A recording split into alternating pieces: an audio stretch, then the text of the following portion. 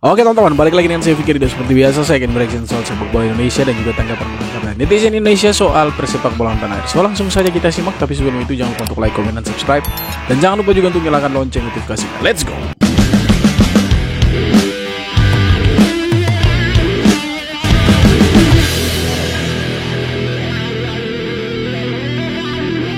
Sintayong pada saat press conference setelah pertandingan itu bilang kalau misalnya keputusan wasit sangat memalukan. Ini terlalu parah, gue masih belum bisa move on, sorry. Nggak pernahnya gue bahas dua topik pembicaraan yang sama dalam satu hari ya. Tega banget, ini terlalu tega, bener. Sintayong setelah press conference diajak salaman sama orang Bahrain, menolak. Ngapain salaman sama mafia, ngapain? Dan fun fact lagi nih boy, akun ofisial Federasi Bolanya Bahrain itu nge-up-nya nih, lo lihat nih ya, 90+. Memang tidak tahu malu mereka itu. Tidak tahu malu. Nggak mau mengakui dia kecurangannya, nggak mau mengakui. Pertanyaannya, kalau misalnya kita protes, mau protes ke siapa? Ke AFC. Nih, lo lihat nih. Presiden AFC itu orang Bahrain. Mau protes ke FIFA. Bisa protes ke FIFA. Tapi hasil 2-2 itu nggak akan berubah. Mungkin wasitnya akan kena sanksi. Tapi kita nggak butuh sanksinya, kita butuh hasilnya berubah. Kita butuh hasil itu kemenangan. Karena kita itu udah pasti menang boy. Dan kita dinodai kotor, terlalu kotor. Kalau sampai kita gagal lolos Piala Dunia 2026 gara-gara pertandingan ini, maksud gue kayak nanti hitung-hitungan terakhir kan pasti berpengaruh ya. Andai kita kayak beda 1 poin atau 2 poin doang, ini akan selalu kita ingat manusia ini, Ahmed Alkaf. Kelihatannya doang lu rajin sholat, ya Allah. Nggak diterima, sholat lu nggak diterima, Ahmed Alkaf. Lu udah menyakiti 270 juta orang di Indonesia. Perasaannya lu sakiti. Mungkin Bung Toel enggak ya? Gue puyeng sama ini kualifikasi Piala Dunia Asia nih, gue puyeng. Dan pertandingan ini itu membuktikan kalau mafia itu ada boy. Ini real. 2002 Italia lawan Korea. Kalau ada yang nonton silahkan komen. Itu pertandingan dinodai, tapi gue nggak nonton, gue masih kecil banget itu. Ini pertandingan internasional pertama kali yang gue tonton sekotor ini. Terlalu parah. Tapi gue mau ngajak kalian semua move on boy. Fokus pertandingan lawan Cina. Semoga pemain mentalnya nggak kena ya. Semoga. Ini lawan Cina, wasitnya itu juga dari Uni Emirat Arab. Ya bingung juga kenapa harus dari Uni Emirat Arab. Kenapa dari Timur Tengah lagi yang pimpin Indonesia versus Cina nanti itu. Ya kita sih tidak mau menyalahkan wasit. Tapi kalau kita belajar dari pengalaman, gimana waktu kita lawan Bahrain tadi malam kita dicurangi habis-habisan sama wasit ya. Wajar juga kita sebagai warga negara Indonesia kita menaruh curiga terhadap AFC, terhadap wasit yang akan memimpin pertandingan antara Indonesia dan Bahrain ini. Ada apa sebenarnya? Kenapa harus dari Timur Tengah lagi, sedangkan masih ada wasit dari bagian Asia yang lain, bukan saja dari Asia Barat, ada dari Asia Timur. Kenapa tidak pakai wasit dari Korea Selatan, Thailand atau yang lain? Kenapa tidak pakai wasit-wasit dari sana? Kenapa harus dari Asia Barat, dari Timur Tengah? Itu pertanyaannya. 3 poin bersejarah Indonesia yang sudah di depan mata buyar begitu saja gara-gara gol setan di menit ke-99. Sit, apa-apaan? Tambahan waktu 6 menit dan di menit ke-96 Indonesia masih unggul 2-1 kan? Tapi kok pertandingan nggak juga dihentikan? Sampai pada akhirnya di menit ke-99 dari situasi sepak pojok Bahrain berhasil menyamakan kedudukan. Setan. Kejanggalan pertama, Marcelino sedang terjatuh tapi wasit tetap melanjutkan permainan. Kedua, itu sudah lebih 3 menit dari batas tambahan waktu yang diberikan. Ketiga, kita protes langsung diberi kartu merah, suruh keluar lapangan. Ya, tapi itulah hasil pertandingan. Imbang sih 2-2 tapi endingnya terasa menyakitkan. Yang lebih sakit itu, kan di Google ada papan skor di mana di dalam papan skor itu ada klasemen juga di grup C. Nah, Indonesia waktu sudah masuk menit ke 90+6 itu, lewat beberapa detik itu Indonesia sudah naik ke peringkat kedua dan Bahrain turun peringkat teman-teman. Tapi tiba-tiba ketika memasuki menit ke 97 atau 98, di situ kan Bahrain menyamakan kedudukan jadi 2-2. Nah itu tiba-tiba posisi Indonesia yang tadinya ada di posisi 2 di klasemen sementara grup C itu langsung drop ke posisi 5. Menurut saya itu sih yang paling menyakitkan. Karena kita sudah berharap ya pasti ini menang dan kita ada di posisi 2 dan menjaga kesempatan asa kita untuk bermain di Piala Dunia. Tapi ya, kembali lagi kita dicurangi sama wasit ini teman-teman. offside ini. Offside ini. Cek VAR, offside ini. Offside ini, cek VAR, offside. Yang offside nomor. Ya, semua warga negara Indonesia pasti kecewa dengan hasil yang diraih sama timnas tadi malam. Walaupun imbang, tapi imbang rasa kalah itu. Melukis wasit Bahrain. Coba kita lihat ini, lukisnya seperti apa.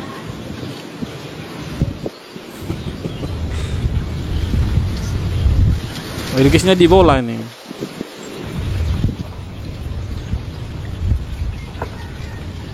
Dibuat licin dulu.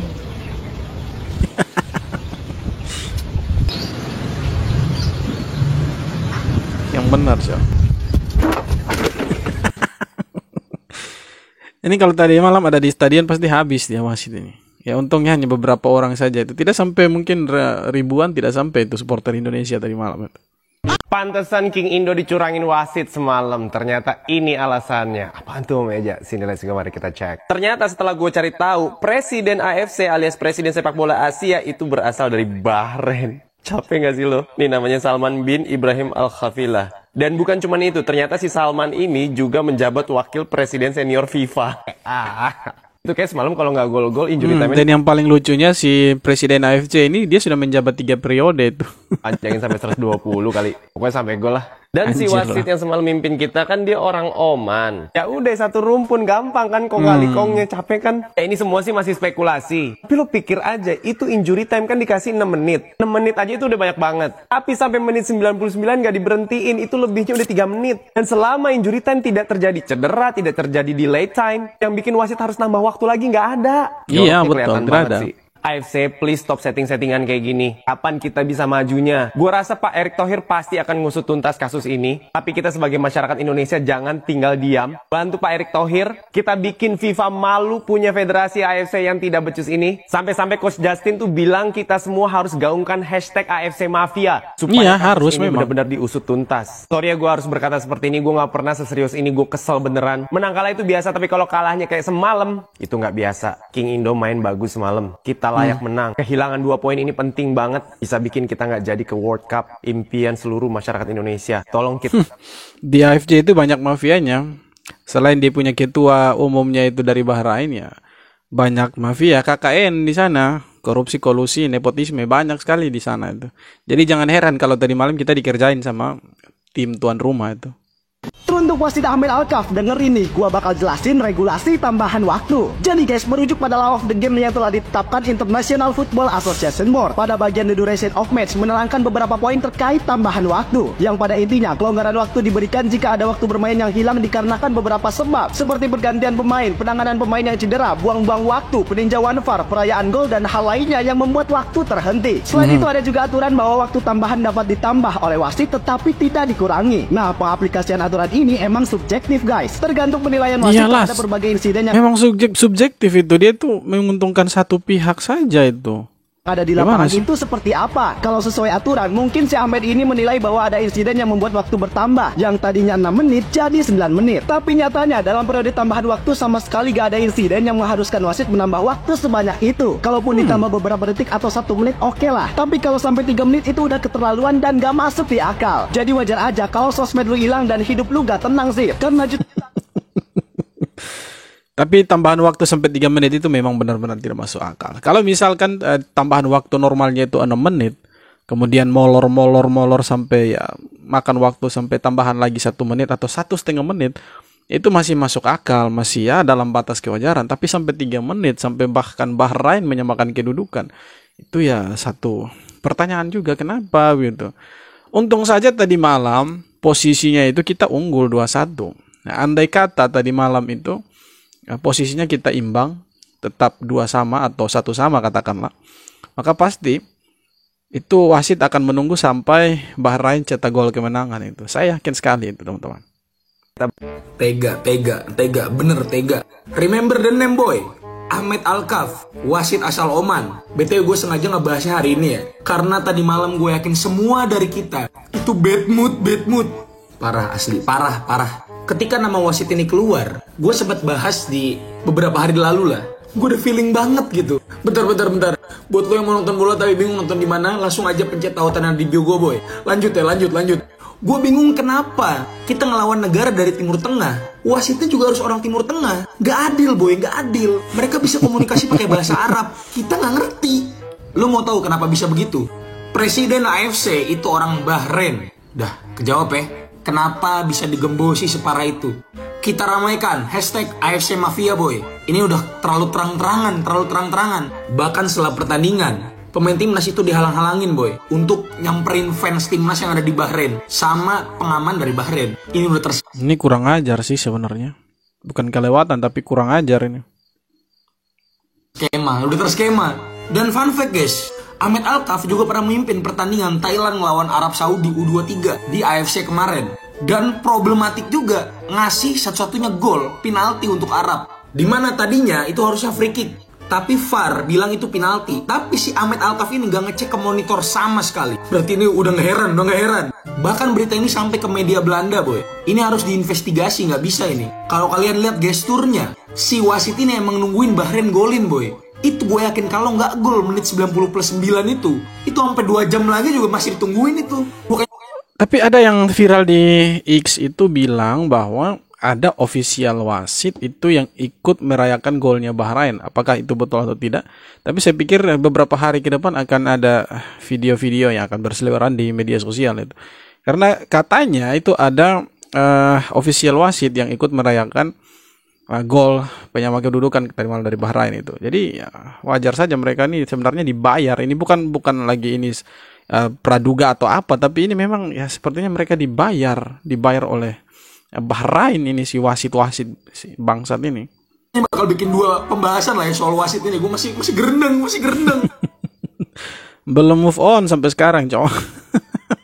Begini, jadi si wasit utama ini boleh menambahkan sesuai dengan feelingnya. Ya, kalau misalnya dianjurkan 6 menit, dia kurangi jadi 4 menit, itu ya nggak boleh. Tapi kan persoalannya adalah di saat waktu normal di babak kedua itu tidak ada insiden-insiden atau tidak ada cara-cara kotor yang dibuat sama timnas Indonesia untuk mengulur-ulur waktu. Dan juga insiden-insiden yang terjadi itu tidak memakan waktu sampai bermenit-menit. Itu mungkin beberapa detik saja itu sudah selesai. Bahkan kalau kita lihat yang membuang-buang waktu itu justru dari Bahrain, disenggol sedikit jatuh. Itu seperti bukan atlet profesional, seperti berbi saja mereka itu. Disenggol sedikit jatuh.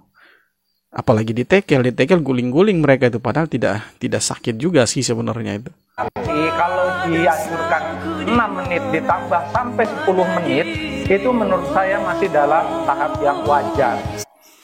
Oke, mungkin ada aturan FIFA seperti itu. Oke lah. Tapi kan kembali lagi kita juga harus melihat bahwa di waktu normal 45 menit babak kedua itu tidak ada insiden yang mengulur-ulur waktu sama sekali. Hampir tidak ada. Bahkan perayaan golnya Indonesia itu pun ya tidak sampai 2 menit itu.